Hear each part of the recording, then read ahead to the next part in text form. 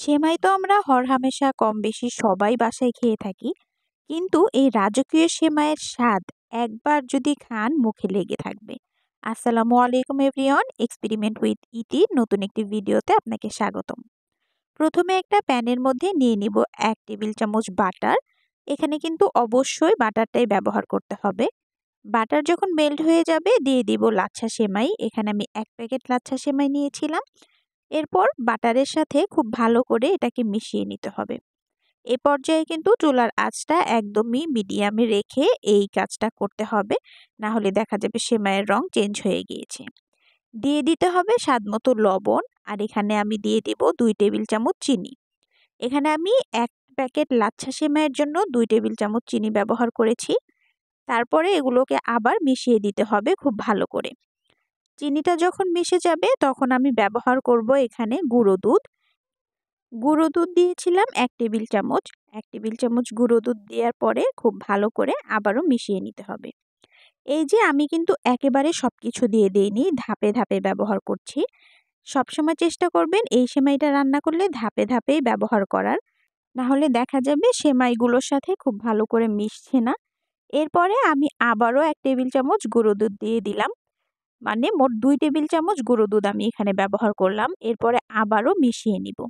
গুঁড়ো দুধটাও কিন্তু একেবারে দিয়ে দেওয়া যাবে না, 2টা ধাপে আমি এখানে ব্যবহার করেছি। তো এখন আমি এই সেমাইটা ঠান্ডা হতে দিব। আর অপর পাশে আমি নিয়ে নিয়েছিলাম দুধ। এখানে আমি 1.5 লিটার দুধ নিয়েছিলাম। দিয়ে দিব এখানে চিনি। এখানে 1 টেবিল চামচ চিনি এখানে 2 টেবিল চামচ চিনি ব্যবহার করেছি। আর দিয়ে দিয়েছিলাম এখানে গুঁড়ো দুধ। গুঁড়ো দুধ আমি 1 টেবিল চামচ ব্যবহার করেছি। তো গুঁড়ো দুধ আর চিনিটা খুব ভালো করে মিশিয়ে নিতে হবে।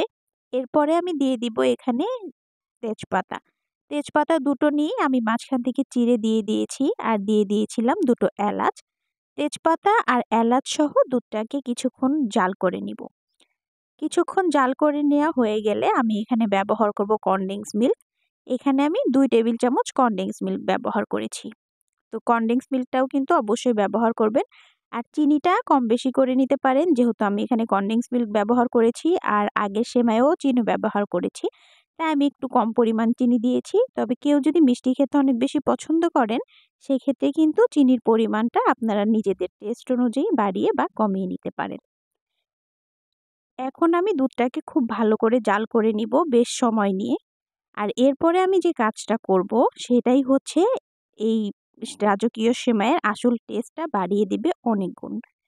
যখন দুধটা জাল করতে করতে অনেকটাই ঘন হয়ে আসবে, তখন আমি এক্সট্রা 2 টেবিল চামচ গুঁড়ো দুধ শুধুমাত্র 2 টেবিল চামচ পানি দিয়ে গুলিয়ে নিব। এখানে কিন্তু পানিটা খুব বেশি দেওয়া যাবে না, কারণ অনেক বেশি ঘন করে এটাকে গুলিয়ে নিতে হবে। এরপরে আমি ওই যে দুধটা জাল করছিলাম সেই দুধের মধ্যে দিয়ে দিব। আর দেওয়ার কিছুক্ষণ পরেই দেখা যাবে যেটা অনেকটা ঘন হতে শুরু করেছে।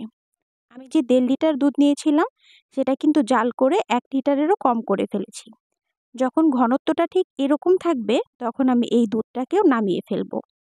ওই যে গুঁড়ো দুধের দেওয়ার পরে এটা কিন্তু খুব বেশি জাল করা যাবে না।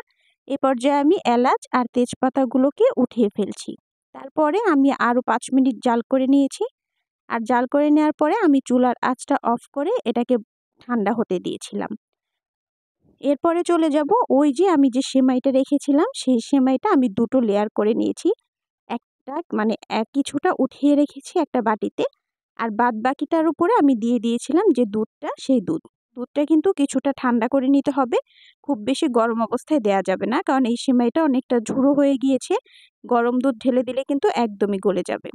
তারপরে আমি দুটো লেয়ার করে এই সেমাইটা ব্যবহার করেছি। আর তারপরে আবার দুধ দিয়ে আলতো হাতে এটাকে মিক্স করে দিয়েছি। খুব বেশি কিন্তু নাড়াচাড়া করা যাবে না। আর সবশেষে আমি এখানে কিশমিশ দিয়ে ডেকোরেশন করে নিয়েছি। আপনারা চাইলে অন্য যে কোনো বাদাম বা অনেক ধরনের বাদামও কিন্তু ব্যবহার করতে পারেন। এই তো খুব সহজে তৈরি হয়ে গেল আমার রাজকীয় স্বাদের সেমাই।